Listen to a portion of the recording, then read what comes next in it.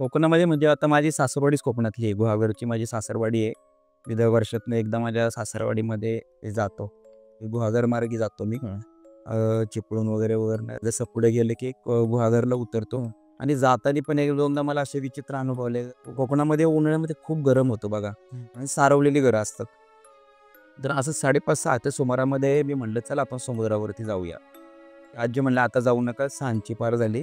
अंघोळ करा वाटलं." तर नाही म्हणलं, "चला समुद्रावरती जाऊ." आणि जाताना एक काजूचं झाड एका रोडच्या कडेला होतं. खडबड रस्ता होता खूप. तर तिथला तो काजू उचलला मी आणि गाडीमध्ये ठेवला.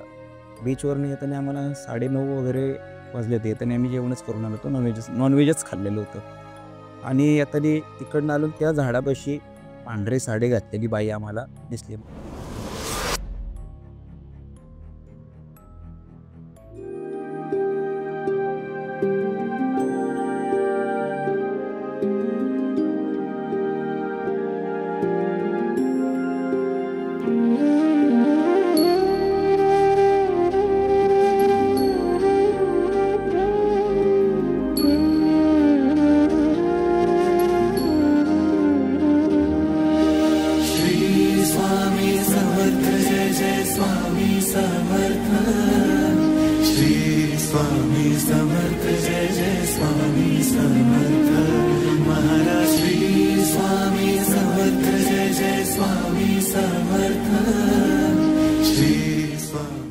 नमस्कार मित्रांनो, मी सौरभ पवार.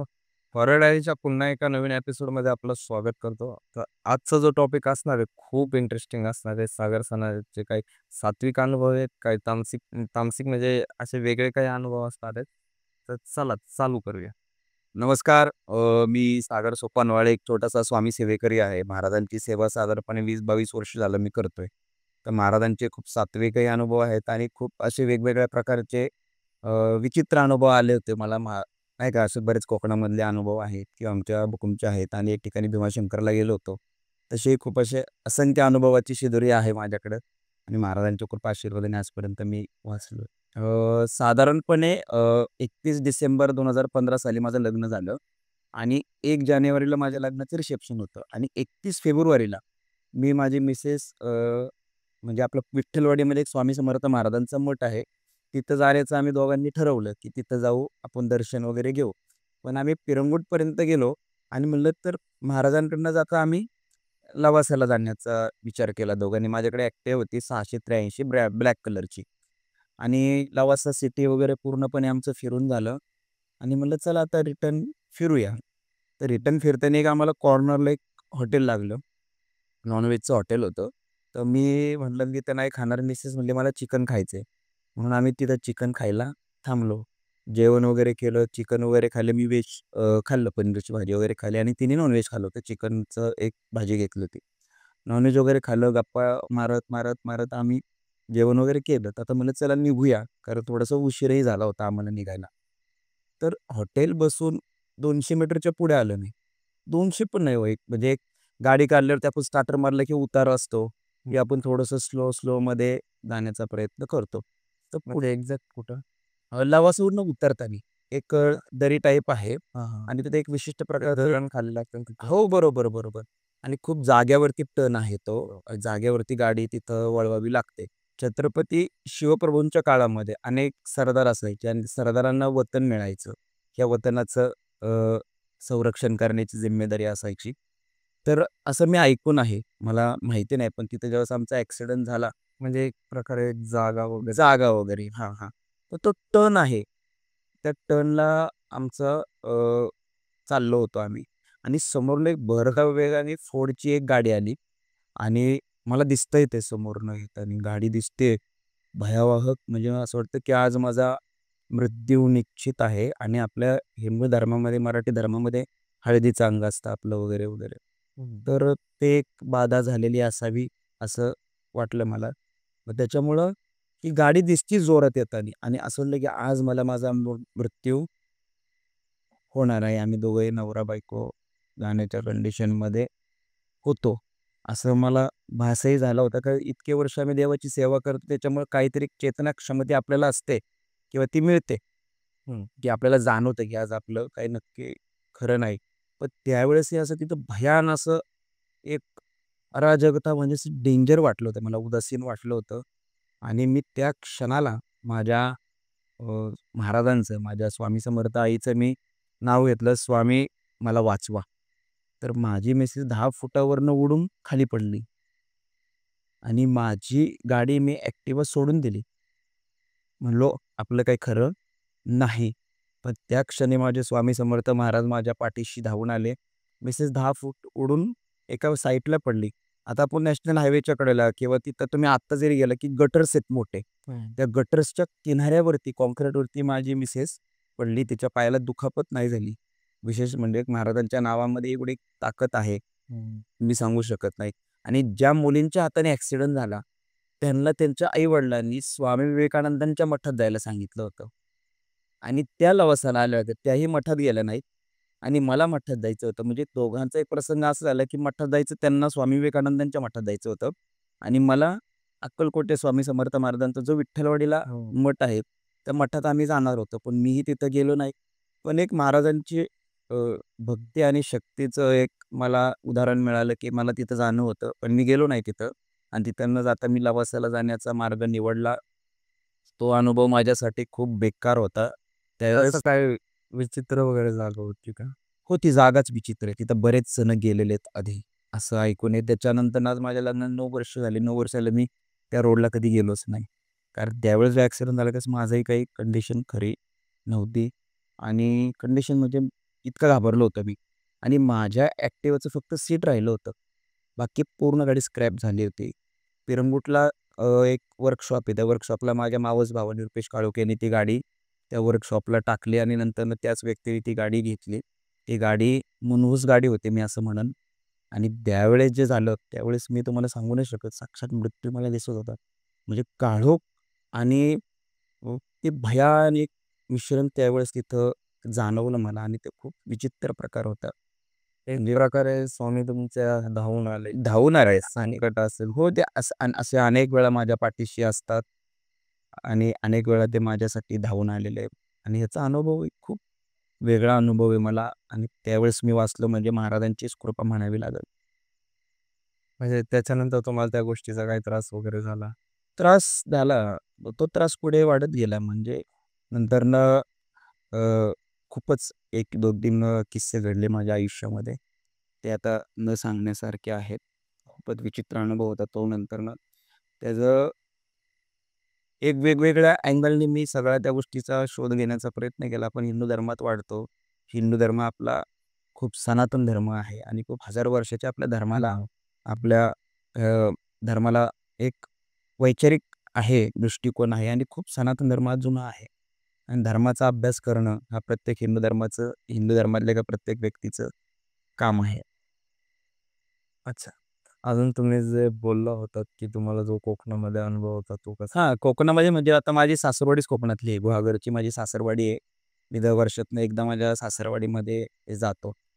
आणि असंच आम्ही फिरत-फिरत कारण मी रात्रीचा निघतो इथून कारण मल्हारपेठ, उंब्रज, चिपळूण आणि गुहागर हा असं ह्या मार्गी जातो मी. मी ह्या मार्गी जात नाही. हं, मी ह्या मार्गी जातो म्हणजे गुहागर मार्गी जातो मी. हं, चिपळूण वगैरेवरनं असं पुढे गेलं की गुहागरला उतरतो हं. आणि जाताना पण एक दोनदा मला असे विचित्र अनुभव आले. तर मला आपला पट्टेरी वाघ दिसला होता 7:30-8च्या सुमारामध्ये. पट्टेरी वाघाचे त्यावेळेस कोकणात जाताना कोयनेपाशी आमचं दर्शन झालं होतं. आणि माझ्या आजी-सासू, मला सासू नाही आहेत. माझ्या आजी-सासूचे खूप वय झालेलं होतं आणि असंच माझी बहीण, माझ्या मामाची मुलगी, माझी मोठी मुलगी आणि माझ्या 2 बच्चा. असं माझ्या सेल्युरियामध्ये आम्ही कोकणामध्ये गेलो होतो. तर साधारणपणे कोकणामध्ये उन्हाळ्यामध्ये खूप गरम होतं बघा हं. आणि तिकडं पूर्णपणे ते दमट वातावरण. दमट वातावरण आणि सारवलेली घरं असतात. आता पुण्यातला माणूस कोकणात गेलो त्याला गरम होणारच आहे. तर असं 5:30-6च्या सुमारामध्ये मी म्हटलं, "चला आपण समुद्रावरती जाऊया." हो. 5 वाजले असतील. हां, 5 वाजले असतील. तर आम्ही म्हणलं चला समुद्रावर. तिथून 12-13 किलोमीटरवरती समुद्र आहे अंदाजे. तर आम्ही समुद्रावरती आजी म्हणल्या, "आता जाऊ नका. 6ची पार झाली. रात्र झाली आहे." माझ्या मिसेसला म्हणले, की "आता काही जाण्याचा प्रयत्न करू नका. तुम्ही इथंच थांबा.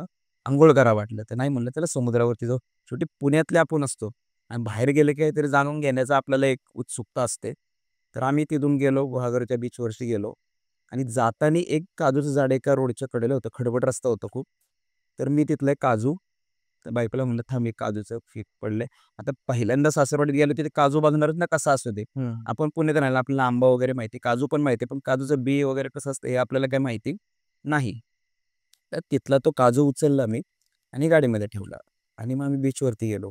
बीचवरून येताना आम्हाला 9:30 वगैरे वाजले होते. येताना आम्ही जेवणच करून आलो होतो. नॉनव्हेजच खाल्लेलं होतं. आणि येताना तिकडनं आलो त्या झाडापाशी आमचा प्रवास करत, करत, करत, करत, करत आलो आम्ही आणि जाताना माझ्या शेजारी माझी मिसेस बसली होती. मग मध्ये माझी बहीण होती. पलीकडं माझी मामाची मुलगी होती आणि माझी भाची, मोठी भाची या साईडला होती. आणि जो एम्ब्रेस असतो गाडीचा, मी तो आपण असा हात ठेवूनच गाडी चालवतो कारण एवढं ड्रायव्हिंग आपलं चांगलं असतं. तर समोर मी माझ्या मिसेसला म्हणलं, "शकते बघ काय?" तर तिथं पूर्णपणे पांढरी साडी घातलेली बाई आम्हाला दिसली. माझ्या डोळ्याचा भ्रम असेल किंवा काय असेल मला माहिती नाही.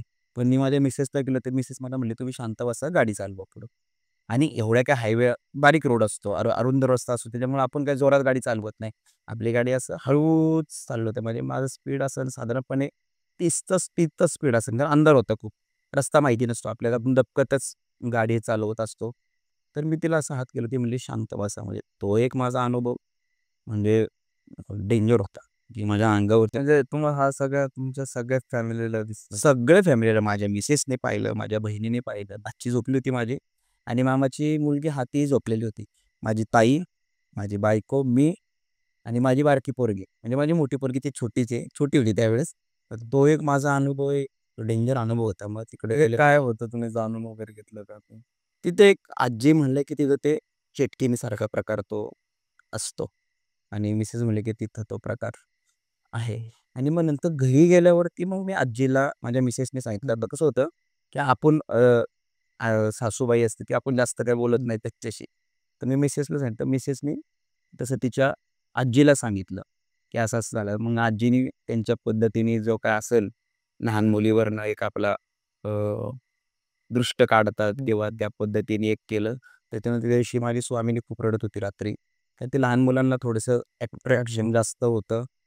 तोही एक माझा कोकणातला अनुभव खूपच विचित्र होता. आणि तुम्ही जो पण नारळाबद्दल सांगितलं होतं आपल्याला. हां, कोकणामध्ये माझं फिरणं जास्तच होतं. म्हणजे आता माझे आमचे एक बंधू आहेत राजेश वाळे म्हणून. तर आम्ही असंच अलिबाग आपलं दिव्यागरला गेलो होतो. समुद्रावरती असताना आम्ही फिरून दिवशी नेमकी अमावस्या होती. आता आपल्याला काय माहिती अमावस्या वगैरे. अमावस्या माहिती आहे. आता एवढी भक्ती करतो त्यामुळे अमावस्या वगैरे माहिती आहे. पण आम्ही गेलो डर के आगेचे ते म्हणत तसं गेलो आणि बीचवरती आम्ही आपल्या दिव्यागरच्या बीचवरती आम्ही ड्राईव्ह वगैरे केल्या. भरपूर मोठी फॅमिली आमची गेलेली होती. साधारणपणे अमावस्येच्या दिवशी कोणीतरी तिथं बीचवर त्यांनी उतारा ठेवलेला होता. काही उतारा असेल किंवा काय असेल ते माहिती नाही आपल्याला. तो साधारणपणे एवढा नारळ होता. हं. एवढाच होता. हो, माझ्या अजूनही लक्षामध्ये आहे. आणि राजा भाऊनी तो आता आपलं एक बास्केट असतं बघा लहान मुलाची. म्हणजे माझी बारकी मुलगी नारायणी. ती जरी बास्केट होती त्यात आपण बाळाला ठेवतो. आणि ते बास्केट बीचवरतीच आम्ही ठेवलेलं होतं. आणि भाऊनी काय केलं, तर नारळ उचलला. त्याला वाटलं भारी नारळ भेटलाय, हं. आपण फोडून खाऊया याला. त्याने तो नारळ उचलला आणि त्या बास्केटमध्ये ठेवला. तिला म्हणलं, "कुठं झाड तर दिसत नाही इथं." तर त्या बीचला तिथं झाड नाहीये आणि आतमध्ये लोकांच्या बागा आहेत. तर बीचवरती डायरेक्ट रेतीमध्ये कधी झाडं नसतात जास्त. माझ्या दृष्टिकोनातनं मी पाहिलेली. बाहेर कुठे असतील मला माहिती नाही. पण मी तिथं ते काही असं झाड पाहिलं. वाहून वगैरे. वाहून वगैरे आलं असेल किंवा कोणी रात्रीचा अ, उतारा आणून ठेवलेला असावा आणि तो त्याने उचलला आणि ते बास्केटमध्ये ठेवला आणि ते बास्केट घेऊन गेलो आम्ही जिथं रूम घेतली होती, त्या रूममध्ये गेलो. मला माहिती नाही कारण आपण सगळ्या वेगवेगळ्या खेळण्याच्या ह्याच्या आनंदामध्येच असतो. ते गेलो आणि त्या रूममध्ये ते कोपऱ्यामध्ये ते बास्केट ठेवलं आणि माझ्या बायकोला म्हणलं, "राजेश्री अरे हा नारळ कोणी आणलाय?" ते म्हणले, "अहो भाऊला सापडलाय." म्हणलं, "मग ठीक आहे आपल्यालाच राहू दे." म्हणलं, "हा नारळ त्याला द्यायचा नाही." तो नारळ काढला आणि माझ्या लहान मुलीला त्याच्यामध्ये झोपवलं. अमावस्येची ती म्हणजे आपल्याकडे उगवती अमावस्या धरतात. ओके. आणि ती उगवत्या अमावस्येचाच पर्व होता. काय साधारणपणे 12-12:30 वाजता कुणीतरी ते काहीतरी क्रियाविधी केले, तर नारळ तिथं ठेवलेला असेल. आणि ते बास्केटमध्ये ठेवलं. त्या रात्री माझी बारकी मुलगी इतकी रडत होती, की काही सांगायची सोय नाही. आणि आम्ही ज्या हॉटेलमध्ये राहिलो होतो, तर ते आपले आपले चांगली लोकं होती. कोकणातली लोकं छान असतात. आणि प्रेमळ व्यवहार देतो. हो, कोकणातली लोकं साधीभोळे असतात. आणि मग तो नारळ काढून ठेवला आणि पोरगी रडायला लागली. तर त्या आजी म्हणल्या, "तुम्ही नक्की काय झालं हिला?" मग त्या वयस्कर आजी होत्या. त्या वयस्कर आजी आल्या आणि तो नारळ बघितलं, म्हणलं हे कुठून आणलं? म्हणलं हा बीचवरनं नारळ आणला. अरे बापरे! मग त्या आजी म्हणल्या, की "अहो हे कोणीतरी उतारा केलेला असेल, तर तुम्ही तो कशाला आणायचा नारळ?" मग तो नारळ उचलून आम्ही परत तिथं ठेवून दिला. जिकडं कुठं टाकला होता आणि मग त्या आजींनी तिकडच्या पद्धतीने माझ्या लहान मुलीवरनं एक विधी टाईप करून किंवा काय त्यांचं पद्धत असेल किंवा दृष्ट वगैरे काढली असावी. ती दृष्ट काढली आणि मग तिला त्याच्यानंतर 2-2.5 तासांनी बरं वाटलं. तो एक असा विदारक अनुभव होता. ती ओरडत होती ना, ते एक वेगळ्या प्रकारच तिला त्रास होत होता. अशा गोष्टी नाही का लहान मुलाकडं अशा खूप लवकर अट्रॅक्ट होत नाही. हां, हां, हां. लहान मुलांना खूप त्रास होतो या गोष्टींचा. एक तुम्हाला मी असा अनुभव सांगतो. स्वामी महाराजांच्या भक्तीचा माझ्या आईच्या, माझ्या अनंत कोटी ब्रह्मांड नायक राजाधिराज योगीराज परब्रह्म गुरु माता पिता गुरु माऊली अक्कलकोट निवासी श्री स्वामी समर्थ महाराजांचा एक मला लॉकडाऊनमधला खूप एक चांगला अनुभव आला. मी गुरुचरित्राचं पारायण लावलं होतं घरी माझ्या आणि पारायण लावलेलं असताना मी त्यावेळेस खूपच व्यवसायाच्या दृष्टीने असेल किंवा माझ्या आर्थिक पद्धतीच्या दृष्टीने असेल किंवा माझ्या घराची जी काही वाताहत झाली 2021 पासून ते 2024च्या 6 महिन्यापर्यंत खूप डेंजर अनुभव आले मला. साधारणपणे एक विशिष्ट प्रकारच्या व्यक्तींनी ब्लॅक मॅजिक म्हणा किंवा काही एक वेगळ्या प्रकारचं कृत्य माझ्या फॅमिलीवरती त्यांनी केलं. वशीकरण म्हणा किंवा आपल्या भाषेत डायरेक्ट करणीच म्हणा. तर तसा एक माझ्यासाठी अनुभव हा खूप डेंजर अनुभव माझ्या आयुष्यामध्ये माझ्या वडील असतील, आई असेल, माझी मिसेस, माझ्या मुली, माझ्या बहिणीच्या मुली किंवा माझी ताई असेल. असा आम्हाला एक विचित्र खूपच अनुभव आला. मी गुरुचरित्राचं पारायण लावलं होतं. साधारणपणे गुरुचरित्राचं पारायण माझं ज्या दिवशी संपणार होतं, त्या दिवशीचं एक अनुभव सांगतो. मी महाराजांच्या इथं जिथं आपण बसलेलो आहोत दोघंजणं, तर माझ्या घरामध्ये महाराजांचा जुना फोटो होता. तो माझ्या भूकुमच्या घरी आहे. तो फोटो होता आणि जसं-जसं मी वाचत गेलो, तसे मला एक म्हणजे कौरव-पांडवांचा काहीतरी असं उल्लेख आहे त्याच्यामध्ये. आता वाचून बरीच वर्ष झाली मला. तर स्वामींचा हा जो उजवा हात आहे, हा उजवा हात स्वामींचा खांदा आणि स्वामींच्या कानापाशी असे मला 3 चेहरे दिसले. महाराजांना काय मला सांगायचं होतं, हे मला कल्पना नाही. माझी भक्ती असेल, माझी भोळीभाकडी भक्ती असेल, स्वामींचा माझ्यावरती आशीर्वाद असेल आणि आपल्या भक्तीप्रमाणे मी काही अंधश्रद्धा पसरवण्याचं काम करत नाहीये.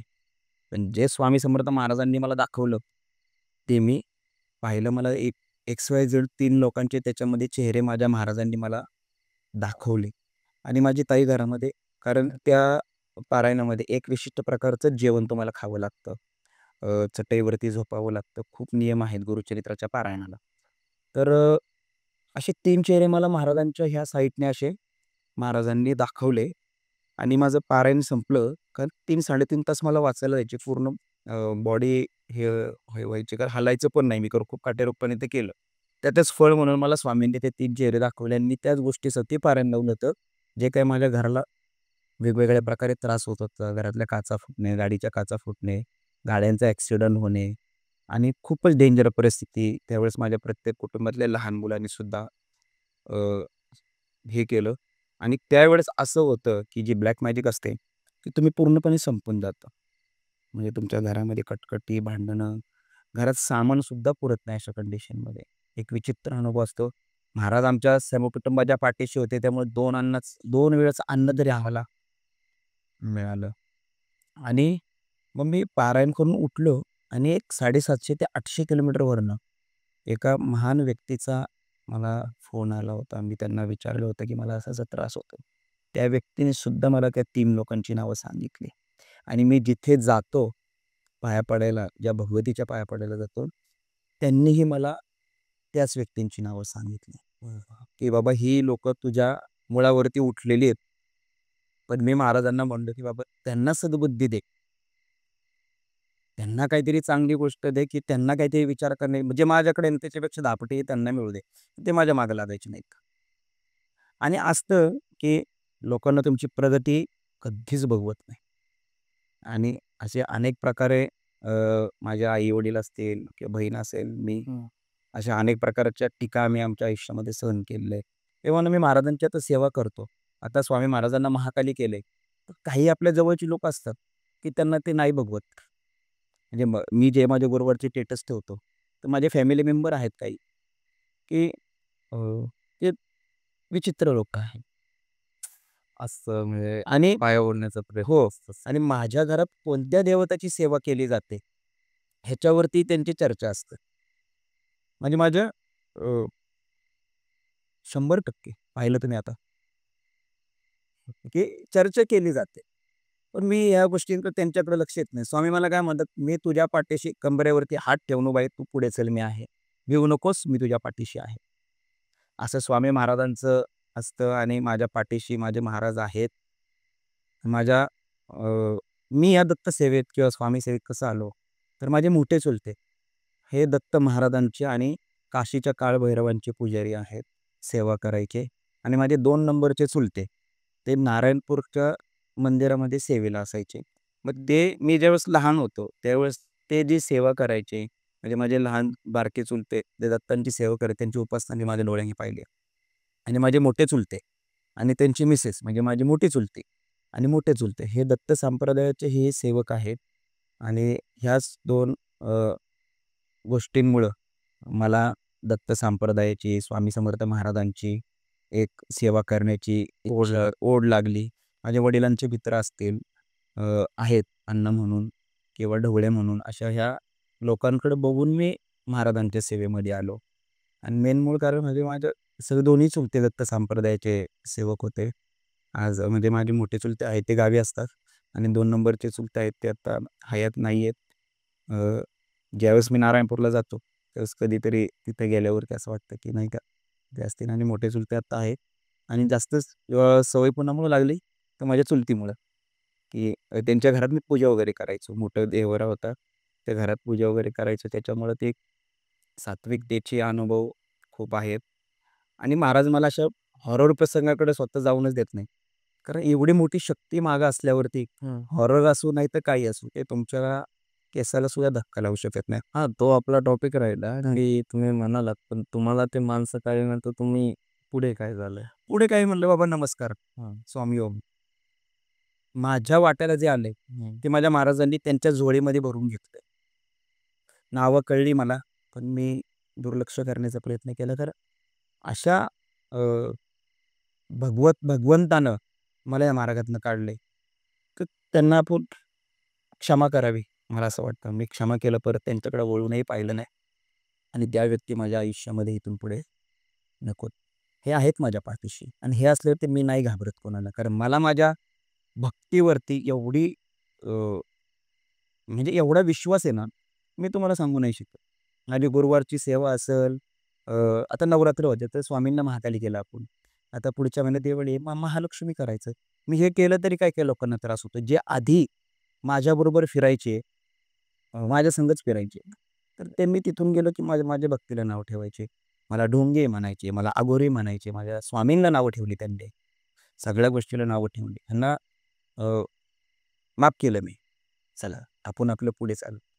आणि तुम्ही आयुष्यामध्ये एक लक्ष ठेवा दादा, तुम्ही ज्यावेळेस पुढे जाता ना, हं. तर तुम्हाला मागे ओढणारी हजारो जण असतात. मला वाईट कधी वाटलं, की आपण महाराजांची सेवन स्वच्छ मनाने करतोय.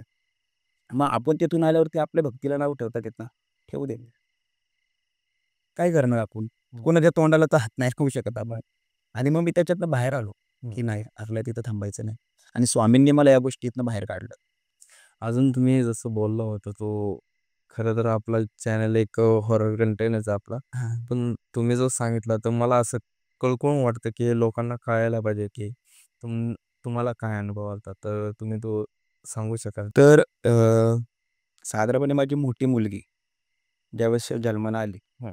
त्यावेळेस आम्ही सगळे आनंदी होतो. मी आई-वडिलांना एकुलता एक आहे. आणि मिसेसला दिवस राहिले. ती खूपच आजारी होती. कारण जो आमचा लवासाला ॲक्सिडेंट झाला होता, त्याच्यानंतर तिला थोडंसं काहीतरी त्या गोष्टीचं एक सावली असावी, असं मागं म्हणायला काही हरकत नाही. पण मी अशी विचारपूस केली बाहेर. आपण विचारतोच. हं. धार्मिक लोकं असतील किंवा काही पत्रिका बघणारे ॲस्ट्रोलॉजर असतील. अशा अनेक लोकांना विचारलं, पण त्याचा आणि त्या गोष्टीशी काही संबंध नव्हता, असं म्हणावं लागेल. साधारणपणे 7व्या महिन्यात आपण सोनोग्राफी करतो.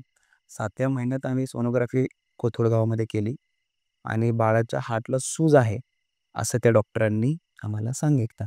तर आमच्या पायाखालची पूर्णपणे जमीनच सरकली. आता काय करायचंय? मग अशा अनेक ठिकाणी आम्ही सोनोग्राफी केल्या. बाळाच्या हार्टला सूज आहे, सूज आहे, सूज आहे, हे त्यांनी आम्हाला डॉक्टरांनी सांगितलं. मग साधारणपणे मग आम्ही दीनानाथ मंगेशकर रुग्णालयामध्ये बाळाला अ, नाव टाकलं, की डिलिव्हरीचं आपण तिथे करूया. ठीक आहे. पण ज्यावेळेस असे बाहेर अनेक डॉक्टरांना आम्ही भेटलो, त्यावेळेस ते म्हणले, की बाळाचं काही शक्यता वाटत नाहीये. म्हणजे अजून आम्ही खूप टेन्शनमध्ये आलो. पण मला असा आतनं एक विश्वास होता, की ह्यांनी जे काही नियोजन केलेलं आहे माझ्या जीवनाचं, तर त्याच्यातनं आपल्याला काही दगाफटका होणार नाही. मग त्यावेळेस सोनोग्राफीच्या रिपोर्टमध्ये बाळाच्या हार्टचे 4 पार्ट असतात काहीतरी, तर 2च पार्ट होते. हार्ट सुजलेलं होतं. काळीज आणि फुफ्फुस असतात ते अल्टरनेशन झालेलं होतं तिच्या. शुद्धाशुद्ध रक्त एकत्र होतं. ज्यावेळेस आम्ही दीनानाथमध्ये गेलो, ज्यावेळेस डिलिव्हरीची वेळ आली, तर त्यावेळेस आम्ही डिलिव्हरी झाली, तर त्यावेळेसही आम्हाला सांगितलं, की बाळाची काही शक्यता खूप कमी वाटते. तर आम्ही खूप टेन्शनमध्ये होतो. माझ्या घरात महाराजांचा जुना फोटो होता. माझी आई महाराजांपुढे खूप रडत होती. वडीलही रडत होते. माझी बहीण अ, रडत होती. म्हणजे तिचा पाठिंबा मला खूप आहे. म्हणजे एखाद्या महाकालीप्रमाणे ती आमच्या पाठीशी असते, माझी बहीण. आणि मग डिलिव्हरी झाली आणि गुजरात कॉलनीमध्ये आपलं एक मठ आहे बघा येताना लागतो. हो. हां. तर ज्यावेळेस आम्ही रिक्षाने आलो माझ्याकडे, त्यावेळेस एक छोटी गाडी होती. तर गुजरात कॉलनीच्या मठापासून आलो. मी स्वामींना एकच म्हणलो, "तू तर माझी आई आहे. मा मी तुझा मुलगा आहे आणि माझ्या मुलीला जर काही झालं, तर परत तुमचं मी नाव घेणार नाही आणि लोकं मला नाही नाव ठेवणार, कारण मी तुमची एवढं वर्ष झालं सेवा करतोय. तर मला त्या सेवेचं फळ माझ्या मुलीच्या स्वरूपानं पाहिजे आणि तिच्या केसालाही धक्का नाही लागला पाहिजे आणि तिचं नावच मी स्वामीने ठेवणार आहे." आणि मग तिथून आलो. इथं ह्याच टेबलवरती ती आता 9 वर्षाची झाली 7 ऑक्टोबरला. त्याच टेबलवरती तिला महाराजांच्या फोटोपुढे ठेवलं. म्हणलं, "आता हे सगळं काही तुमच्या हातामध्ये आहे." ती साधारणपणे 2 ते 3 वर्ष इतकी रडत होती ना रात्रीची, की इत प्रचंड रडायची. म्हणजे एक सुरामध्येच ती रडत-रडत बसायची. पण आम्ही अ, आपण म्हणतो ना, "सबर का फल मीठा होता है." आपण शांत राहू, आपली भक्ती करत राहू, भक्ती करत राहू. आज ती 9 वर्षाची झाली आणि तिच्या नावाप्रमाणे ती सुंदर आहे आणि तिचं सगळं चांगलं. फक्त एक की ती 7व्या माळेला जन्मली होती आणि त्यावेळेस कालरात्री असते. म्हणजे महाकालीचा अवतार 7व्या माळेला होता त्यावेळेस माझ्या माहितीनुसार. मागे-पुढे होऊ शकतं. पण त्या दिवशी महाकालीचा अवतार होता आणि ते जर पूर्णपणे तुम्ही जर आता पाहिलं ना 5-10 मिनिटं, तर ती तशीच आहे. म्हणजे खूप प्रचंड प्रकारची आगाऊ आहे ती. आणि त्याच दिवशी 7वी माळ होती. महाकालीचा अवतार होता. मी असं म्हणतो, की आता मी ते तुम्ही म्हणलं होतं ना, त्यांचं लिफ्टसुद्धा हां, हां. तर म्हणजे अ, आपलं जे नॉर्मल माणसाचं असतं, तिचं पूर्णपणे त्या विरुद्ध दिशेला तिचं आजही हातला हात लावून पाहिलं तर खूप धड-धड, धड-धड, धड-धड, धड-धड करत असतं. मी महाराजांना एकच प्रार्थना करतो, की स्वामी जोपर्यंत मी ह्या माझ्या देहात आहे, तोपर्यंत माझ्या दोन्हीही मुलींना किंवा माझ्या 2 भाच्या असतील, त्यांच्या केसालाही धक्का लावू नको. कारण मी पाहिजेन तेवढी भक्ती करेल तुमची. पाहिजेल तेवढी करेन आणि लोकं अशा अनेक जण उपासना करतात, की उपासना करतोय आम्हाला काहीच मिळत नाही. उपासना करतोय आम्हाला काहीच मिळत नाही. असं काही नसतं. तुम्ही जेवढी उपासना करसाल, देवाने तुमच्यासाठी काहीतरी वेगळं नियोजन केलेलं असतं. तुम्ही सेवेच्या 99% जाता आणि तिथे येऊन तुम्ही आध्यात्मिक मार्ग, धार्मिक मार्ग सोडून देता. तुमचा 1% राहिलेला असतो. सत्य आहे. 1% राहिलेला असतो. त्या 1% साठी तुम्ही पूर्णपणे तुमची शक्ती, ताकद, जेवढी भक्ती केलेली असते, ते विसरून जाता आणि परत बॅकफूटला येता. नाही. करत राहा, मिळणार आहे. करत राहा, मिळणार आहे आणि केल्याशिवाय काहीच मिळत नाही.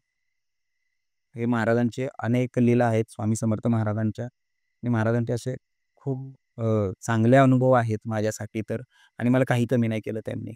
जसा प्रकट दिन झाला ह्या वर्षीचा, तेव्हापासून मी असं म्हणतो की नाही, ते अजून मला कळायला लागलेत आणि ज्यावेळेस इथं घरामध्ये माणूस येतो, तर त्यावेळेस त्याला चेतनाक्षमते, जी महाराजांची ऊर्जा आहे ती जाणवते. तुम्ही आलात.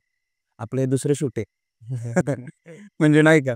दुसरं आणि खूप चेतना आहे महाराजांची. तुम्ही सेवा नाही बघा, ते परत-परत यावंसं वाटतं आणि तुम्ही जसं सांगितलं होतं, माझे खूप जणांनी मित्रांनी वगैरे मला भेटायचंय म्हणून तुम्हाला हां, असं हां. मला फोर्स करतात. माझं काहीतरी माझ्या कृतजन्माची, माझ्या आजी-आजोबांची पुण्याई असावी असं मी म्हणेन. आणि मी या सेवेमध्ये आलो माझ्या चुलता-चुलतीमुळे, माझ्या वडिलांच्या मित्रांमुळे. आणि हे महाराजांनी एक मार्ग असतो. त्या मार्गाने तुम्हाला लोकं सांगतात, की "सागर ह्या मार्गाने जा. ह्या मार्गाने सुखरूप प्रवास आहे." तर त्या मार्गाने मी माझा चाललोय. महाराजांची सेवा अशी अविरतपणे मी करत नाही. जोपर्यंत माझ्या देहात माझा प्राण आहे, तोपर्यंत मी महाराजांचे पाय कधी सोडणार नाही. सेवा करत राहा. अनेक लोकं तुम्हाला नाव ठेवणार, मला नाव ठेवणार. लोकांचं कामच आहे ते. सेवा केल्यानंतर ना काहीतरी तुम्हाला मिळाल्याशिवाय राहत नाही आणि देव तुमची झोळी कधीही रिकामी ठेवत नाही. देवचा का तर काही अनुभवाच्या अंगावर काटा येणार होते. असेच काही जर तुमच्याकडे अनुभव असतील तर नक्की Instaला DM करा. आणि व्हिडिओ आवडल्यास नक्की लाईक करा, शेअर करा आणि सबस्क्राईब करायला विसरू नका. धन्यवाद. स्वामी ओम.